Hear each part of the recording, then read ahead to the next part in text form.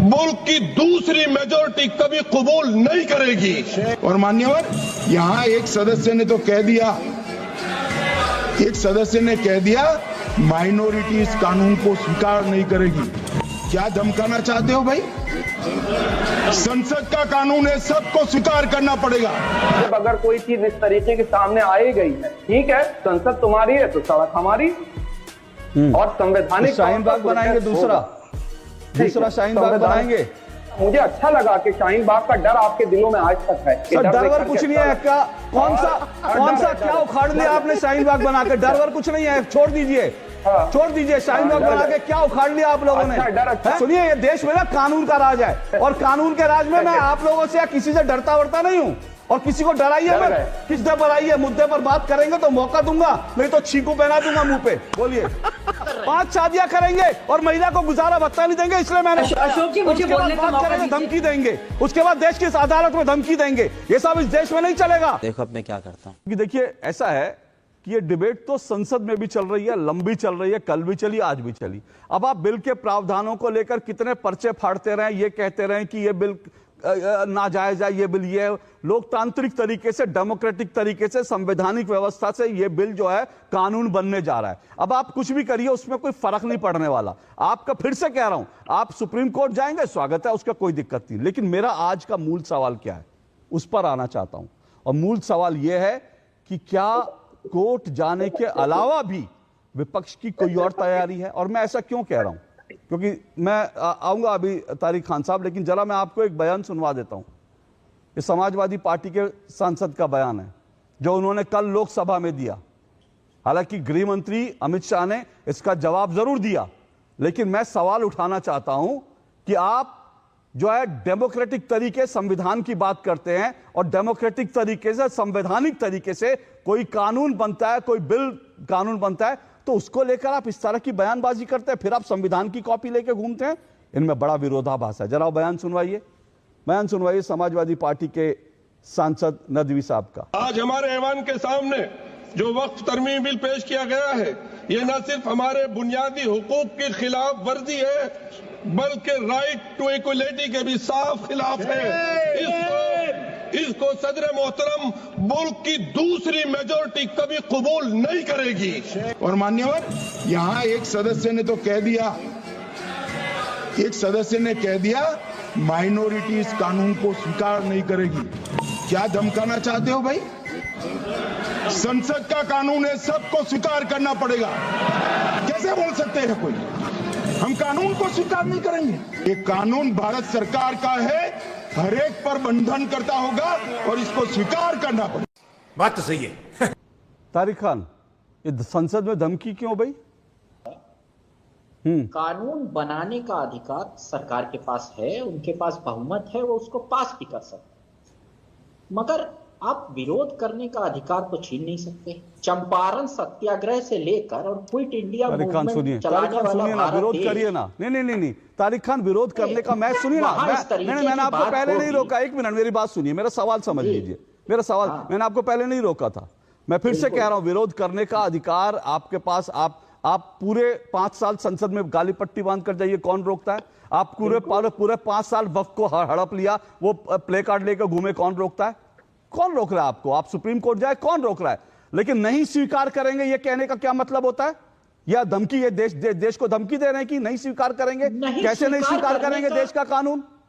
क्या करेंगे? और अगर स्वीकार नहीं करेंगे तो क्या करेंगे? सवाल पूछा जाना चाहिए ना।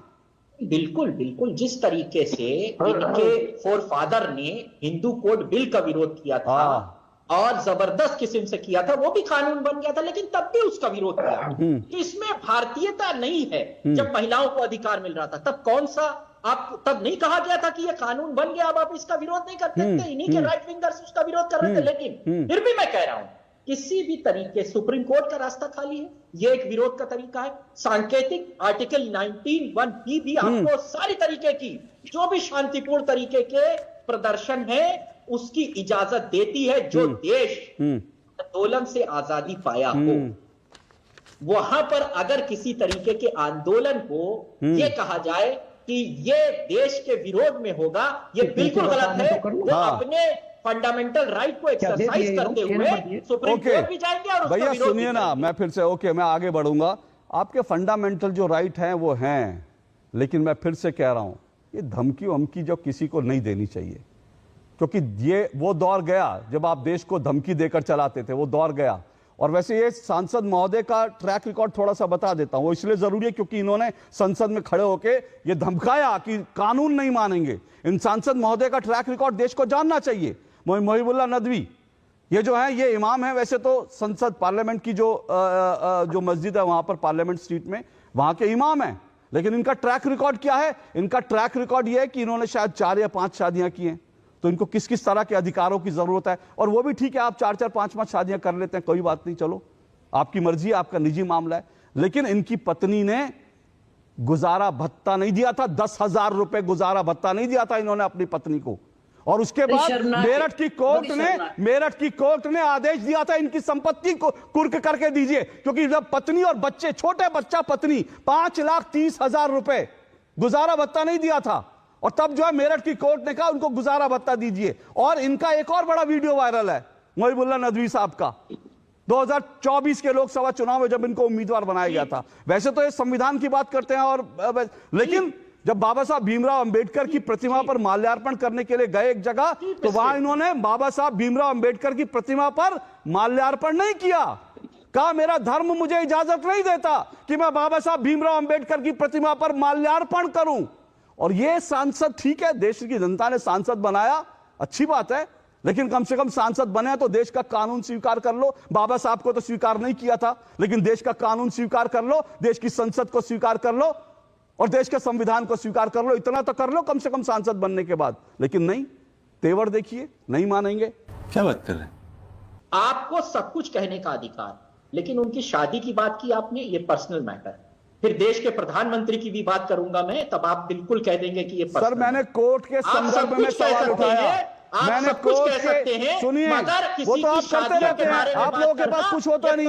मैंने कोर्ट के संदर्भ में, अदालत ने कहा, कोर्ट ने कहा कि पत्नी को 5,30,000 रुपए गुजारा भत्ता, जो व्यक्ति 10,000 रुपए अपनी पत्नी और उसको गुजारा भत्ता नहीं दे सकता। अब बात करते संविधान की बात करते, 10,000 रुपए एक महिला का गुजारा भत्ता, 5 शादियां करेंगे और महिला को गुजारा भत्ता नहीं देंगे, इसलिए मैंने उसके बाद बात करेंगे, धमकी देंगे, उसके बाद देश इस अदालत में धमकी देंगे। ये सब इस देश में नहीं चलेगा। और फिर से कह रहा हूं, ऐसे चरित्र वाले देश के लोगों को धमकी ना देगी, कानून नहीं मानेंगे। कानून तो सबको मानना पड़ेगा। ये तुम्हारे खाला जी का घर नहीं है, हिंदुस्तान है, और संसद ने जो कानून बनाया सबको मानना पड़ेगा। ये बड़ी अच्छी बात कही आप। सैयद जवाद जो है इमरान मसूद कहते हैं लड़ाई जारी रखेंगे। कैसे कैसे लड़ाई जारी रखनी है? कोर्ट जारी रखना ठीक है, इसके अलावा भी कोई तरीका है लड़ाई जारी रखने का? अशोक भाई बहुत बहुत धन्यवाद आपको और आपके सभी दर्शकों को मेरा जय हिंद, जय संविधान। बड़ा एक मशहूर शेर है, उसी से शुरुआत करता हूं कि हमारी बर्बादियों पे यूं ना मुस्कुराओ चमन वालों, हमारी बर्बादियों पे यूं ना मुस्कुराओ चमन वालों, गुजरनी है तुम्हारे भी सरों से एक दिन क़यामत बहुत दूर। जो आज ये लोग तमाशा करके, मैं इसको तमाशा ही बोलता हूँ, जो मुसलमानों पर जुल्म करके और जो अपना बड़ा खुशी से ये परचम लहराने की कोशिश कर रहे हैं कि देखो हम बीजेपी वालों ने मुसलमानों की चूड़ी टाइट कर रखी है, देखो मुसलमानों को कैसा हमने दबा करके रखा हुआ है। ये जितने ढकोसले हैं ये ठीक है सर, आंखों पे ले लिए, भाषणबाजी है, भाषणबाजी पे लिए हमने, भाषणबाजी है। वो कल रात को 2 बजे तक संसद के जो है लोकतांत्रिक व्यवस्था के अंदर संसदीय प्रणाली से बिल पास होता है। जितने लोग जेपीसी के अंदर थे उनको एक एक सुझाव पर उस पर वोटिंग की जाती है। नहीं, आप किस तरह के शब्दों का प्रयोग कर रहे हैं? आप शेरो शायरी करके डराने का प्रयास करते हैं, गुंडागर्दी करते हैं क्या चैनल पे? आप कहां बुला ले? नहीं आप, अरे भाई क्या नहीं, आप बताइए, आपकी भाषा जो है वो गुंडागर्दी वाली भाषा होती है। आप धमकाने का प्रयास करते हैं टेलीविजन पे बैठ करके। नहीं आप उछलिए, आप ही तो सैयद जवाद विषय पर आइए, सैयद जवाद विषय पर आइए। तकरीरें करने के लिए सुनिए, सैयद जवाद सुनिए ना, एक मिनट सौरभ जी रुक जाइए, सैयद जवाद सुनिए ना, तकरीरें सुनिए ना, सैयद जवाद सुनिए। शाहीन बाग, दूसरा शाहीन बाग बनाइए, वहां तकरीरें करिए, कोई दिक्कत नहीं। लेकिन यहां पर आके कि ये मुसलमानों का ये हो गया वो हो गया, मेरे ख्याल से फिर मैं फैक्ट चेक करने लगूंगा तो मुश्किल हो जाएगी। फिर उसके बाद कल ही एक मौलाना साहब फैक्ट चेक करने पर भाग गए थे, तो वो सब मत करिए, विषय पर आइए। मैंने कहा ठीक है, फिर से मैं दोहरा रहा हूं, बार बार दोहरा रहा हूं, संसद में जाएंगे वो आपका, सुप्रीम कोर्ट में जाएंगे वो आपका अधिकार है, लेकिन कोई और तरीका भी है कि लड़ाई जारी रखने का, मैं तो ये पूछ रहा हूं। हाँ, राम मनोहर लोहिया जी सिखा करके लोगों को गए थे कि जब सड़कें सूनी हो जाती हैं तो संसद आवारा हो जाती है। अब जब अगर कोई चीज इस तरीके के सामने आई गई है, ठीक है, संसद तुम्हारी है तो सड़क हमारी, और संवैधानिक शाहीन बाग बनाएंगे, दूसरा शाहीन बाग बनाएंगे। क्या कह रहे हैं, फिर से बताइए। दूसरा शाहीन बाग बनाएंगे सड़कों पर? नहीं, दूसरा शाहीन बाग नहीं बनता है, और शाहीन बाग दूसरा, तीसरा, चौथा, पांचवा, छठा, सातवां, आठवां, जहां तक आप ले सकते हैं। और मुझे अच्छा लगा कि शाहीन बाग का डर आपके दिलों में आज तक है। सर, डरवर कुछ नहीं है क्या? कौन सा क्या उखाड़ लिया आपने शाहीन बाग बना के? डरवर कुछ नहीं है, छोड़ दीजिए, छोड़ दीजिए। शाहीन बाग बना के क्या उखाड़ लिया आप लोगों ने? सीए पर झूठ फैलाते रहे, सारी उम्र सीए पे झूठ फैलाते रहे, मुसलमानों को बरगलाते रहे, वही कोशिश आज भी कर रहे हैं। क्या उखाड़ लिया आपने शाहीन बाग बनाकर? आप लोगों से डरना, सुनिए, ये देश में ना कानून का राज है, और कानून के राज में मैं आप लोगों से या किसी से डरता वरता नहीं हूं, और किसी को डराइए मत कि शाहीन बाग बना देंगे। वो बेचारे, आप ज्यादा से ज्यादा उन गरीबों को डरा लेंगे जिनकी रोजी रोटी आपने मार दी थी सड़कें रोककर, ज्यादा से ज्यादा उन मरीजों को डरा लेंगे जिनकी एम्बुलेंस आपने रोक दी थी और जो बेचारे इलाज नहीं करा पाए। बात तो सही है अशोक भाई, डर इस बात का है, 10 सेकंड मुझको बर्दाश्त नहीं कर पाए, तीनों लोग भोगो भोगो भोगो भोगो होने लगा। तीनों लोग नहीं रोक पाए। सर सुनिए, सुनिए मेरी बात, भोबो भोबो कौन करता है वो मुझे पता है, ठीक है ना? और मेरे प्रोग्राम में फालतू की भोबो करने की अनुमति मैं नहीं देता।